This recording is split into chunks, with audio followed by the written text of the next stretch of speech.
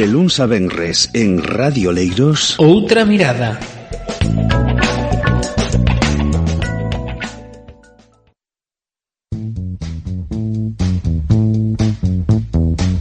Iniciamos esta segunda parte de Outra Mirada hoxe para falar de inteligencia artificial. Dirá xente, que lles deu a estos para falar de inteligencia artificial? Bueno, porque unha veciña de aquí do Leiros, Fina Paulos, e o seu compañeiro Óscar Rei acaban de presentar un libro que se chama Inteligencia Artificial para a Sociedade. Ten a particularidade esta obra de que é o primeiro libro escrito íntegramente en galego que xira ao redor do tema da inteligencia artificial. Ademais, son dúas persoas, tanto Fina como Óscar, que traballan no Instituto de Educación Secundaria Maximino Romero en Lema.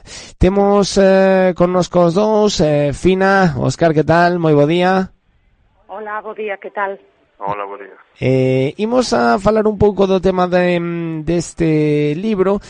Vos, polo que vin, sodes dúas persoas con experiencia en innovación educativa, e había un tema que me chamaba moito a atención, que era que levades anos participando en proxectos destinados a fomentar o impacto positivo de inteligencia artificial. Por que me chamaba a atención isto? Porque non sei por que moita xente temos como a sensación de que a inteligencia artificial foi algo que chegou agora, non? Co tema, por exemplo, de ChatGPT e demais asuntos. Quería empezar xusto por aí. Por que temos esta sensación agora? Quero dicir, que o que cambiou últimamente para que se comezase a falar máis de inteligencia artificial?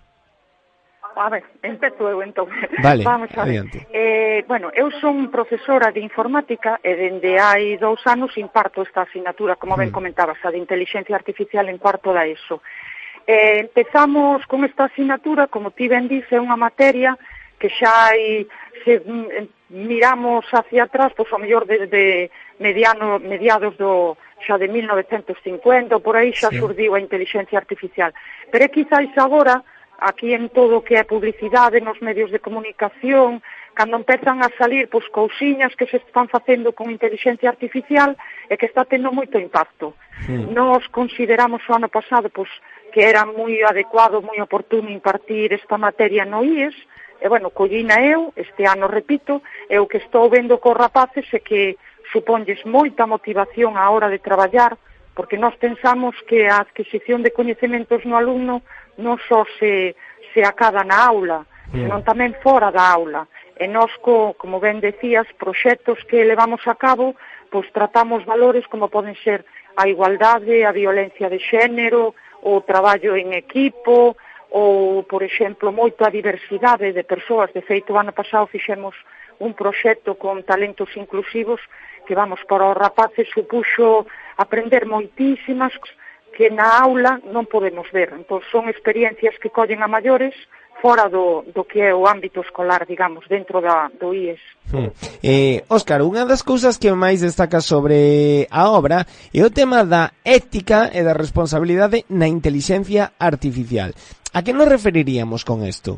Bueno, fundamentalmente comentábamos antes de que nos anos 50 a inteligencia artificial estaba restringida a un campo meramente científico, non? Agora estáse popularizando fundamentalmente porque ten un impacto na vida das persoas en todo o que facemos no noso día a día, non? Hai moito máis a la que ChatGPT. Temos, por exemplo, pois a nosa actividade nas redes sociales que se está estáse monitorizando continuamente a través dunha técnica que se chama machine learning para que despois as empresas, de alguna maneira, con Big Data, sexan capaces de animarnos a tomar decisións, non? Ou mesmo cando estamos vendo Netflix, nos suxiren películas, aí temos a inteligencia artificial. Que pasa? Que detrás de todo isto, obviamente, ten que haber unha protección do cidadán e ten que haber un uso responsable de ferramentas que están, xa digo, moito máis encima do que nos parece e obviamente ten que haber unha protección para o cidadán. Entón, no noso libro dedicámoslle un capítulo á ética ou uso responsable das ferramentas. Por exemplo, se construímos un deepfake educativo con Castelao co obxectivo pois de que fomente a doación de órganos, ao mesmo tempo se vexa que se pudera facer un uso fraudulento ou malo desas ferramentas para causar dano, non? Entón, nós o que queremos en todo momento é democratizar a inteligencia artificial, levála ao campo educativo, ao noso terreno, e fundamentalmente, pois eso, que se utilice a IA de forma inteligente e responsable e con ética. Fina, cando falamos de inteligencia artificial e agora nesta época non quero insistir moito no tema de ChatGPT, pero bueno, unha ferramenta que aí está e que agora pois como que parece que todos estamos máis ou menos familiarizados con ela. Claro, ti comentabas antes que das clase a rapaces e rapazas de cuarto da ESO de inteligencia artificial. Precisamente como se loita contra eso, como se consigue o equilibrio entre animalos a que utilicen a inteligencia artificial e a vez non utilicen a inteligencia artificial, pois por exemplo, para dicirlle a ChatGPT que lles faga un traballo. A pregunta é a típica pregunta que nos fan na formación cando imos por aí dar clases a outros profesores compañeros. É moi doado. Nos opinamos o seguinte: hai anos saliu internet. Todos accedemos a internet pois para buscar material para facerlles exercicios aos rapaces. Antes accedíamos a libros, bueno, que tamén o facemos agora, ou, non sei, enciclopedias. Hoxe en día temos ferramentas de inteligencia artificial. O que lles temos que ensinar aos rapaces son ferramentas que vos van a axudar a estudar, a conseguir exercicios.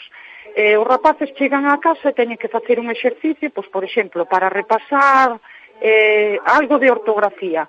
Pois teñen que saber manexar determinadas ferramentas de inteligencia artificial que lles van a permitir facer esos exercicios, igual que se foran a internet. Nós, como profesores, como docentes, que temos que facer? Pois, ao mellor, cambiar o sistema de avaliación que estábamos seguindo ata o de agora. É dicir, o típico de a un rapaz pedirlle unhos exercicios ou fai nunha redacción e o rapaz chegaba a casa e ou lle axudaba o pai, a nai ou algún irmán. Agora sabemos que lle vai axudar, que lle vai pedir axuda a unha ferramenta de inteligencia artificial. Entón, nós o que teríamos como docentes é: mira, traes má redacción, pois en vez de facela na casa, a faz aquí na aula. Ou tes que traer un traballo da casa, logo na aula aquí, diante do resto da clase, pois telo que defender. O que supón, pois que o rapaz teña que estudiar eso, teña que completalo, teña que darlle unha volta e redactalo de outra maneira. Nós pensamos que as ferramentas con inteligencia artificial veñen para axudarnos. De feito, quen sabe un pouquiño, ti podes pedir a calquería, pois dame un boletín de exercicios con estas características. En un par de segundos xa tes un boletín de exercicios que ti lle podes poñer ao alumnado.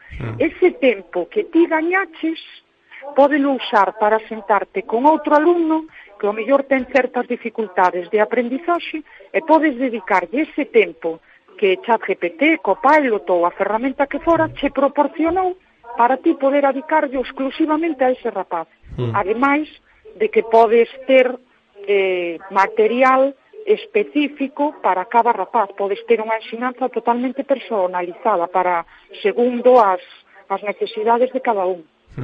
E que, Óscar, quería preguntarte agora polas aplicacións para a educación que levades a cabo coa inteligencia artificial, pero tamén insistindo un pouco nesto que estaba comentando Fina, non? Que temos, non sei por qué, a percepción de que o uso de ferramentas como a inteligencia artificial, pois, por exemplo, como estaba dicindo Fina, para preparar un boletín de exercicios é como algo negativo, algo que nos leve, que queramos adiantar tempos e tal, como que está mal visto, pero realmente non, é algo moi moi positivo. Como aplicades a inteligencia artificial? Eu creo que é importante que non se trata de fusilar os contidos, sino de que realmente eses contidos se utilicen no lado positivo, non? O alumno tamén pode chegar a casa a estar preparando un examen de inglés de verbos irregulares e dicirlle, dame estes exercicios para repasar. E despois, que unha vez que los faga, pois lle dé a solución, non? Pero hai moito máis alá, Eu, por exemplo, podo dicir que a inteligencia artificial nós estamos enfocando moito na atención á diversidade. Hai ferramentas como Natural Reader que lle permiten a unha persona que haga, pois, de alguma maneira, ler os apuntes. Ou imagínate en Canva, que incorpora ferramentas de inteligencia artificial como se pode levar a cabo a inmersión lingüística na aula cando teño un alumno paquistaní na que o profesor descoñece o idioma, pero lle fai a traducción automática das presentacións. Quero dicir, aquí agora xa vemos aí de outra maneira, aquí agora xa vemos como unha aliada, xa non é tanto ese copia-pega como unha ferramenta que vai axudar ao que decía Fina, a un aprendizaxe adaptativo, a unha ensinanza personalizada, que é o que ten que entender a educación, porque non todos somos iguales. Claro. Quería preguntarvos dúas cousas máis. Esta é unha pregunta un pouco máis diferente, pero quería saber en que punto, podedesme contestar calqueira dos dous, en que punto estamos do desarrollo a nivel mundial de inteligencia artificial e se existe algún tipo de, non sei como decirlo, se perigo ou ameaza de que isto en algún momento poida irse das mans. Xa sabedes, en plan, todo isto que temos de que algún día as máquinas nos dominen. Creo que é un pensamento así un pouco friki realmente, pero digo, existen riscos se sigue desarrollando a inteligencia artificial, e en que punto de desarrollo está? Bueno, todos temos que ter claro que houve unha revolución industrial que fixo que houbera que cambiar, obviamente, na historia a maneira de traballar. Todos temos claros de que houve unha reconversión industrial que causou un gran impacto na Inglaterra de Margaret Thatcher, ou tamén aquí que cando houve que tomar medidas co carbón. Sempre vai haber evolucións na historia. A historia é continua e fai evolución. Por exemplo, poñeche o caso da radio, non? Que é un medio de comunicación que se daba por morto hai moito tempo e que ahora resulta que ven a inteligencia artificial e nos din, resulta que a radio tamén pode peligrar aquí. E nós nunca tanto utilizamos a radio do instituto como cando traballamos ahora cos rapaces en inteligencia artificial temas de xeración de sonido, por exemplo, non? Quero dicir que se trata máis da adaptación. É certo que vamos ter que facer cambios todos, que van a desaparecer algunhas profesións, pero tamén van a nacer outras novas, e trátase de ir evolucionando. Eu non creo que corra perigo nada. O que si temos que ter claro é facernos valer como profesionais, cada un na súa área, pois saber utilizar aí como unha ferramenta, non como un inimigo. Se me permites un pequeniño aportación ao que acaba de decir Óscar. Nos dentro do ámbito educativo temos que ter claro que calquer ferramenta de inteligencia artificial o que nos vai a permitir é un pouquiño que comentaba antes, vai nos axudar a facer moitas cousas e ganar tempo para outra, pero calquer resultado que me ofrece unha ferramenta de inteligencia artificial non hai que dalo por bo.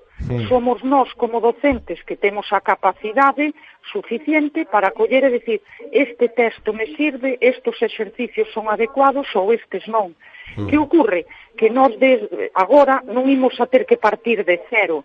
Temos xa algo que nos dá unha ferramenta que nós o que temos que facer é adaptalo. Entonces, quero dicir, sempre hai que buscarlle o lado bo. Evidentemente, o que decía Óscar, todo ten o lado bo e o lado malo. Nos pensamos que ferramentas de inteligencia artificial poden axudar un montón. Temos nós que validar os resultados que nos ofrece, simplemente.